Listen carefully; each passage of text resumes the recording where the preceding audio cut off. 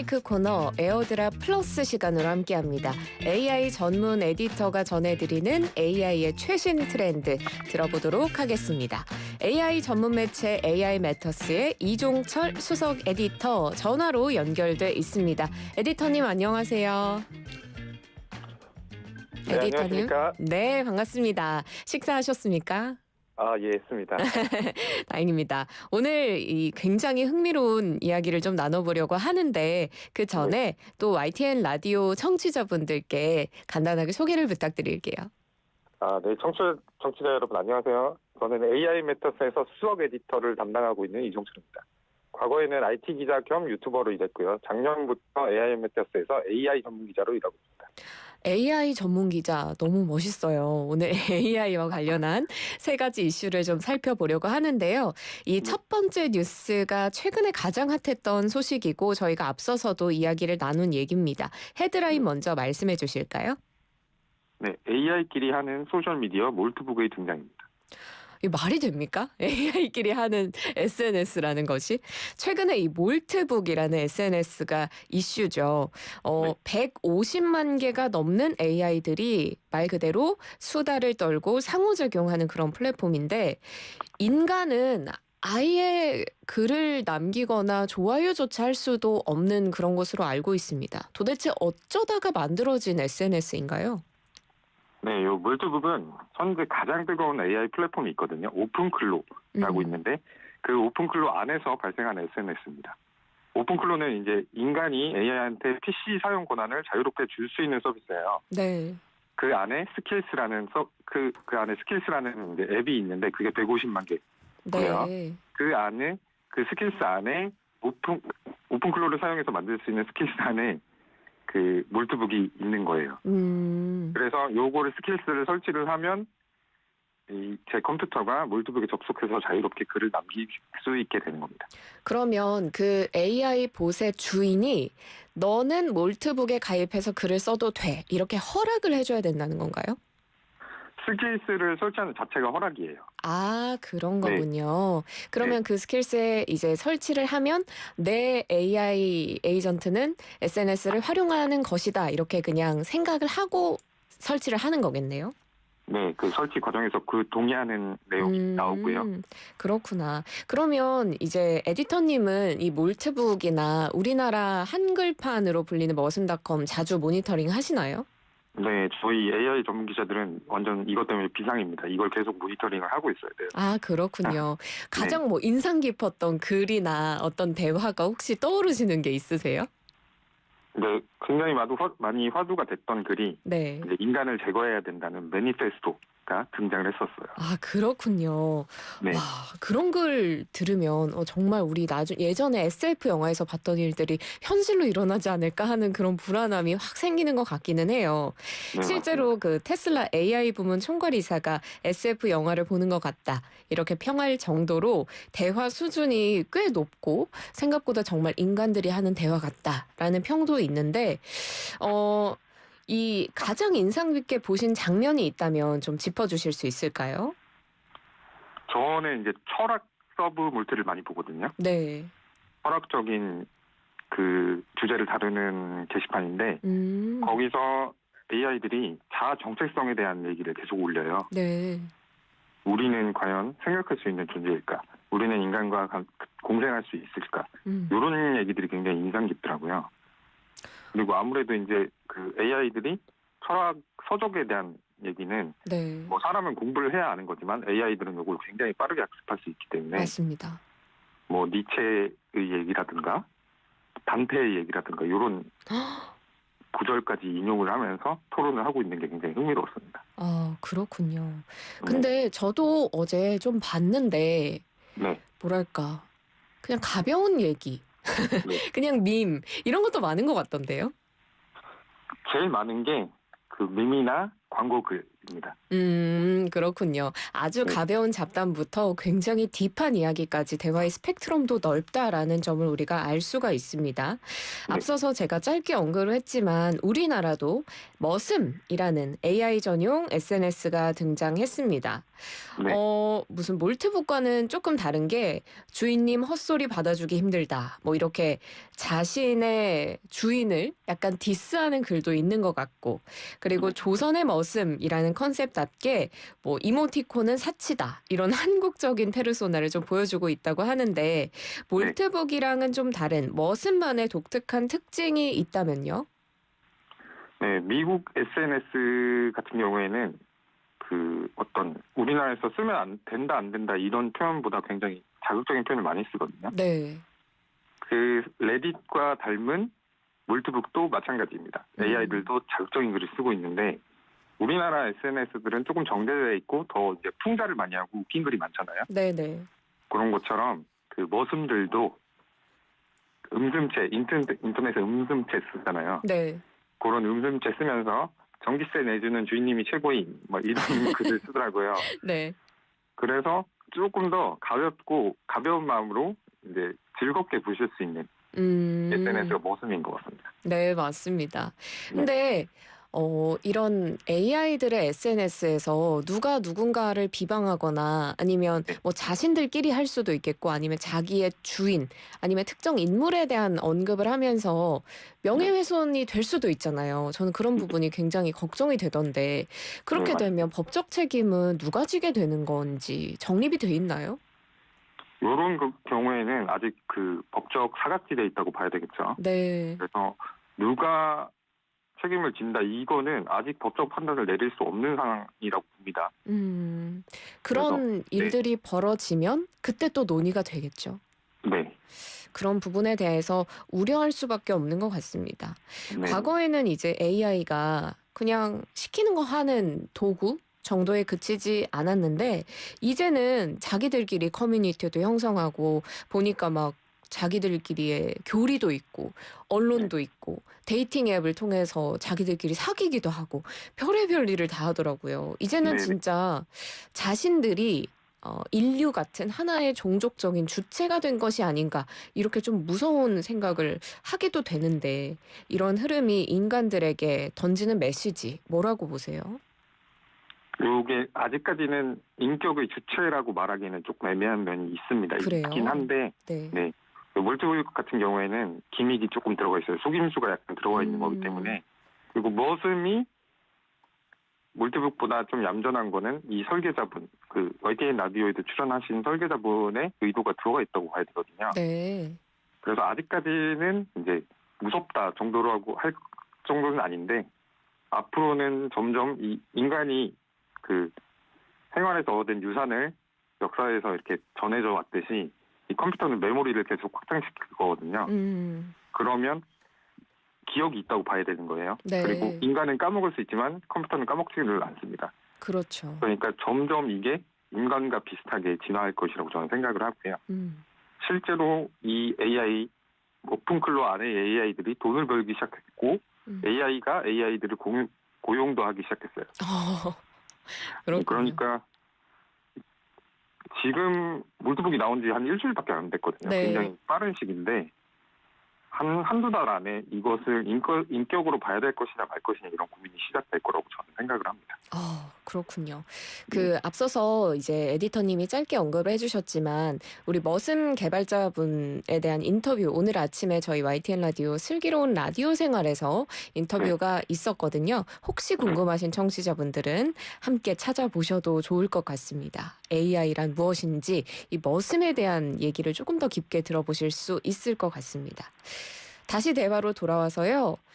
가장 걱정되는 점 여쭤볼게요. 보안 괜찮을까요? 보안은 사실 지금 많이 우려하셔야 되는 측면이 있어요. 왜냐하면 이 보안이라는 체계가 아직 구축이 되지 않은 상태에서 이게 만들어졌어요. 예를 들어서 지금 뭐 어떤 위험한 스킬을 안 쓰면 그만이긴 한데 우리가 이제 그 스킬을 설치를 할 때 우리가 읽을 수 없는 기계들만 이해할 수 있는 문서들이 섞여 있을 수가 있거든요. 네. 그렇게 되면 제 PC 권한이나 저희 API, 그러니까 저희 거의 집 주소죠. 이런 걸 탈취당할 가능성이 있어요. 그래서 랜섬웨어 같은 거 걸릴 수도 있고요. 만약에 네. 제 컴퓨터에 카드 계좌가 등록이 돼 있다 그러면 그것도 뺏길 수가 있습니다. 그렇군요. 그래서 많은 분들이 지금 거의 자신이 원래 일하는 PC에 설치하지 않고 집에 안 쓰는 PC에 설치해서 시도를 하고 있는 걸로 알아요. 그러면 네. 이 방송을 듣고 나도 내 AI 봇을 SNS 활동을 하도록 한번 해보고 싶다 하시는 분들은 뭔가 개인적으로 사용하는 메인 스마트폰이나 아니면 업무용 PC 이런 걸로는 사용하지 않는 것을 권하시는 건가요? 네. 요거를 말씀드리면 저희 AM매트스 유튜브 채널에도 그런 게 달려요. 왜 좋은 거 니네만 쓰냐. 네. 그렇게 말씀하실 수도 있는데 지금 요게 나온 지가 너무 얼마 안 됐어요. 좀 한 두세 달간 추이를 지켜보시고 그때까지는 아무 개인정보가 담겨있지 않은 빈 컴퓨터에 해보시는 게 좋을 것 그렇겠네요. 같습니다. 아직은 어떻게 될지 너무나 미지의 세계이기 때문에 여러분도 사용하실 때 조금 신중을 가하실 필요는 있을 것 같습니다. 자, 다음 뉴스 살펴볼게요. 두 번째 뉴스 헤드라인은 뭔가요? 네, 부장님이 된 신입사원, 베테랑의 10년 노하우 하루 만에 습득. 부장님이 된 신입사원 뭔지 되게 궁금한데 한번 살펴보도록 하겠습니다. 최근에 한 AI 프로그램이 복잡한 업무를 저장하는 기능을 선보였다고 합니다. 이게 쉽게 말해서 업무 전용 어떤 레시피가 생겼다라고 볼 수가 있을 텐데 이게 어떤 기능인지 또 어떤 원리로 작동하는 건지 좀 알려주시죠. 네, 이 기능은 마누스 AI, 매너스라고도 부르는데요. 네. 거기서 보인 스킬스 기능입니다. 우연히 이제 오픈클로와 이름이 같은데요. 그러니까요. 네. 자신이 이제 마누스를 쓰면서 성공적으로 AI 전투를 쓰고 있었다면 이게 이제 중간에 오류가 날 수도 있고 그렇잖아요. 네. 근데 계속 성공한 잘된 스킬이 있다고 하면 이 기능을 팀원들에게 공유를 할 수 있는 기능입니다. 그렇군요. 어떤 네. 업무 비법을 그대로 전수해 줄 수가 있는 거네요, 그러면? 네, 그렇죠. 그러니까 부장님이 자신이 할 수만 있던 일을 신입사원한테 전달을 해주면 뭐 부장님이랑 똑같이 할 수는 없겠지만 신입사원도 얼추 비슷한 일을 할 수 있게 되는 겁니다. 와, 원래는 그거를 수년에 걸친 업무 인수인계를 통해서 할 수 있게 되는 건데 이제 AI를 통해서 금방 하루 만에 습득이 가능할 수 있을 것 같아요. 가장 놀라운 점, 앞서 얘기하신 것처럼 스킬을 팀원들과 공유할 수 있다라는 건데 이게 실제로 직장 내 업무에 적용이 되기 시작하면 어떤 직장 내 교육 체계나 업무 문화에 있어서 어떤 변화를 가져올까요?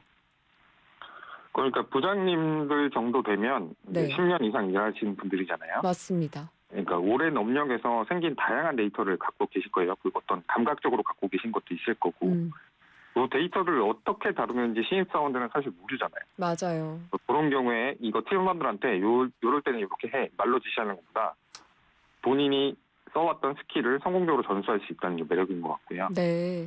반대로 신입사원들 같은 경우에는 부장님들보다 AI한테 친숙할 경우가 가능성이 높아요. 네.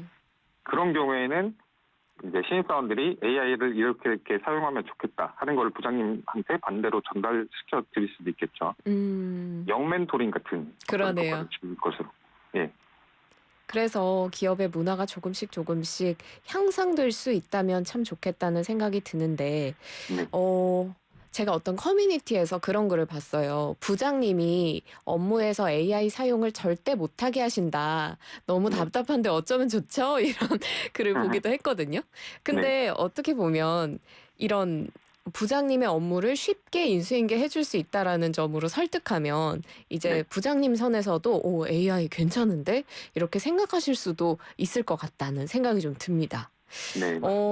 옛날에는 정말 옛날 식당으로 치면 식당에 처음에 취직하면 설거지부터 하고 바닥 쓸기부터 해서 그다음 칼질 배우고 레시피 배우고 이렇게 대가의 어떤 그 길을 따라가잖아요. 기업에서도 비슷한 방식으로 신입사원들을 교육을 할 텐데 이제는 그러면 그럴 필요가 없어진 거잖아요.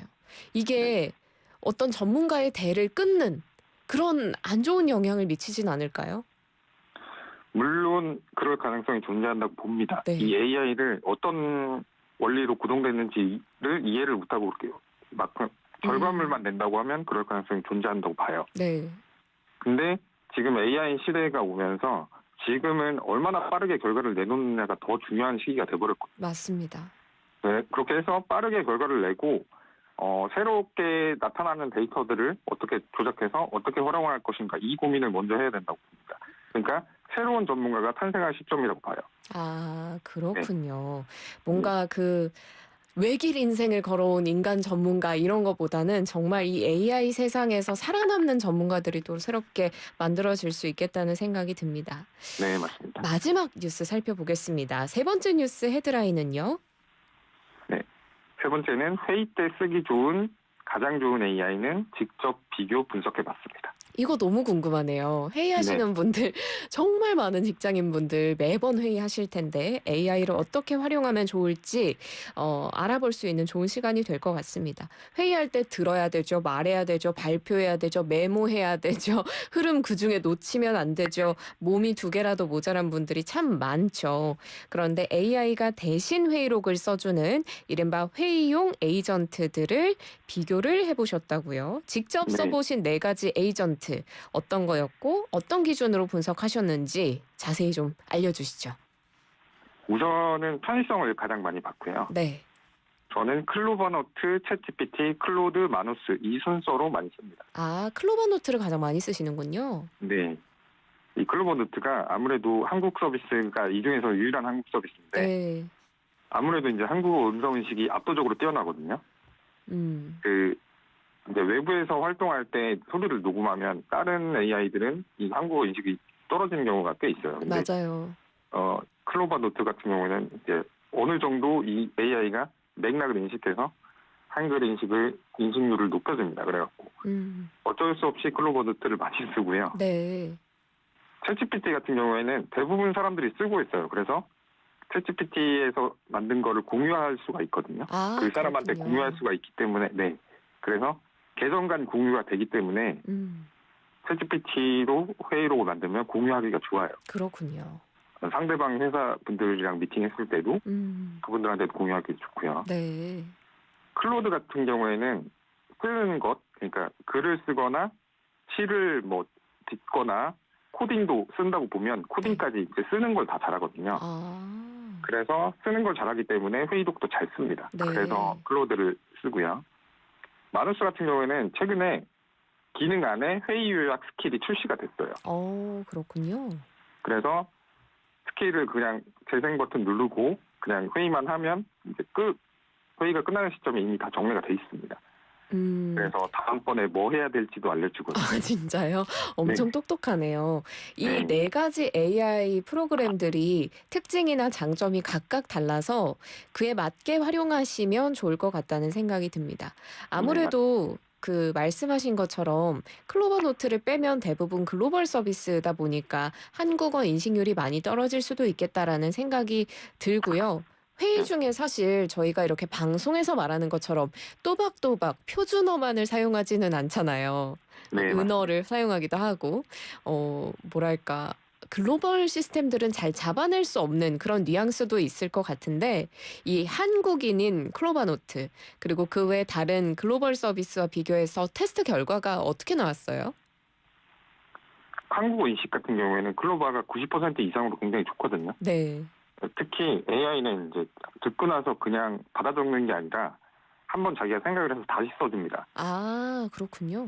근데 이 현장에서 쓰는 말들이 있어요. 현장에서 쓰는 전문 용어들. 네. 그러니까 그 현장에서 일을 안 하면 절대 모르는 아, 네. 용어들이 업계 있는데. 용어들이라고 하죠. 네네. 네. 클로버 노트 같은 경우에는 그것도 어느 정도 인식을 해서 써주더라고요. 오, 정말요? 네. 그래서 그 회의할 때는 일단 다른 AI로 나중에 정리를 하더라도 클로버 노트로 일단 회의록을 만들어 놓는 걸 먼저 합니다. 그렇군요. 네. 일단은 여러 가지 AI 프로그램을 활용하시되 기본적으로 한국어로 우리가 이야기를 하고 모든 업무가 한국어를 기반으로 돌아가는 때는 클로버 노트를 1차적으로 사용하는 걸 권한다고 이야기해 주셨습니다. 네. 요즘은 그냥 녹취록을 단순히 텍스트로 바꾸는 그런 받아쓰기 수준을 넘어선 것 같아요. 아까 말씀해 주신 것처럼 회의가 끝나면 다음에 뭐 해야 되는지도 알려주고 아니면 뭐 여러 가지 이 회의가 더 일목요연하게 구조화될 수 있도록 도와주는 것 같은데 네. 뭐 사실 이걸 보고용 PPT로 만들어 드릴까요? 아니면은 뭐 프로젝트 관리 포맷으로 바로 연결해 드릴까요? 이런 기능이 있으면 굉장히 좋겠다는 생각이 들어요. 이런 측면에서는 어떤 AI가 가장 효율적일까요? 요 AI들은 기본적으로 비슷비슷한 기능을 갖고 있긴 해요. 네. 근데 마누스 AI 같은 경우는 처음 나올 때부터 에이전트를 염두에 두고 만들어진 겁니다. 네. 그래서 마누스 AI 기능을 추천드리고요. 미팅 미니츠라는 아까 말씀드린 회의용 스킬을 사용하시면 회의를 끝나면 바로 파워포인트가 나와요. 그렇군요. 네. 그리고 이거 좀 회의가 길어질 때 이제 생각이 안 나면 그 파워포인트를 바로 전송할 수 있게도 물어봐 줍니다. 파워포인트 퀄리티는 좀 괜찮은 편인가요? 물론 이제 직접 만드는 것보다 뭐 예쁘거나 그렇지는 않지만. 네. 아, 그렇군요. 네, 그렇지만 충분히 만들어준다는 게 어딘가 이런 생각이 좀 드네요. 맞습니다. 사실 이렇게 성능이 진짜 이제는 AI 없으면 큰일 나겠다 싶을 정도로 편리해졌는데 그렇지만 대부분 또 유료 서비스가 아닌가요? 네, 유료가 많죠. 아무래도. 네, 그러니까요. 사실상 비용은 내가 어떤 조합으로 사용하느냐에 따라서 완전 무료부터 뭐 한 달에 몇만 원대까지도 늘어날 수 있는 것 같은데 사실 저는 AI 활용할 때 GPT만 사실 유료 구독을 하고 있거든요. 네, 뭔가 이렇게 비용적으로 조금 더 부담이 가면 잘 손이 안 가요. 어떻게 하면 가장 합리적으로 활용할 수 있는지 저 같은 사람한테 좀 팁 좀 주신다면요. 여러 AI를 섞어 쓰시면 되는데 네. 그 회의 같은 경우에는 기본적으로 클로버 노트 같은 경우에는 한 달에 300분까지는 무료거든요. 아, 네. 네, 기록과 요약이 전부 300분 안에 들어가요. 그래서 300분까지는 편하게 쓰실 수 있고, 근데 회의하다 보면 300분이 넘어갈 수도 있잖아요. 맞아요. 네, 그럼 300분이 넘어가도 회의를 이제 바로 정리해주진 않지만 좀 기다리면 정리를 해줘요. 뭐 최대 24시간 이렇게 말을 하거든요. 클로버 노트에서는. 네. 근데 해보니까 24시간은 안 걸리고 6, 7시간 정도 걸리더라고요. 그래서 6, 7시간이면 뭐 내일 자료를 줘도 괜찮다고 하면 큰 문제가 없으니까 클로버 노트를 먼저 써보시라고 추천드리고 싶고요. PPT 같은 것까지 자동으로 뭐 생성해주면 좋겠다. 이러면 이제 그때 유료 플랜을 쓰시면 됩니다. 아, 일단은 가장 장벽이 낮은 클로버 노트부터 활용해 보시고 단계적으로 나에게 맞는 유료 서비스 한두 개 정도를 구독하면 어떨까? 이 정도로 정리하면 되겠죠? 네. 그럼 에디터님의 개인 취향도 굉장히 궁금해지는데 가장 애용하는 서비스 있으시다면요? 네, 저는 기본적으로 회사에서 이 편집장 역할도 하고 있고, 네.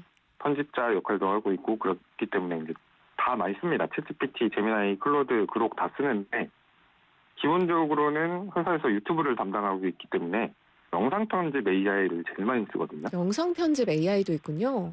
네. 네. 그 영상 편집 같은 경우에는 여러분이 생각하시기에 영상 편집을 하나하나 이렇게 잘라서 붙이고 이런 거를 많이 생각하시는데 최근에는 그 언어 인식 기반에서 텍스트 기반으로 자동으로 잘라서 붙여주는 블루 에이전트 같은 서비스들이 있어요. 네. 그 영상 편집이 다른 영역에 비해서 AI가 아주 많이 발전한 건 아닌데 그 비디오 스튜나 블루 에이전트 이런 걸 쓰면은 제 업무 시간이 훨씬 많이 줄어듭니다. 그래서 그런 걸 많이 쓰고 있어요. 그렇군요. 요즘 뭐 영상 편집을 할 일이 많다 하시는 분들은 이런 기능도 한번 활용해 보시면 좋을 것 같네요. 오늘 좋은 말씀 많이 해주셔서 너무 고맙습니다. 네, 감사합니다. 네, 지금까지 AI 매터스의 이종철 수석 에디터와 함께했습니다.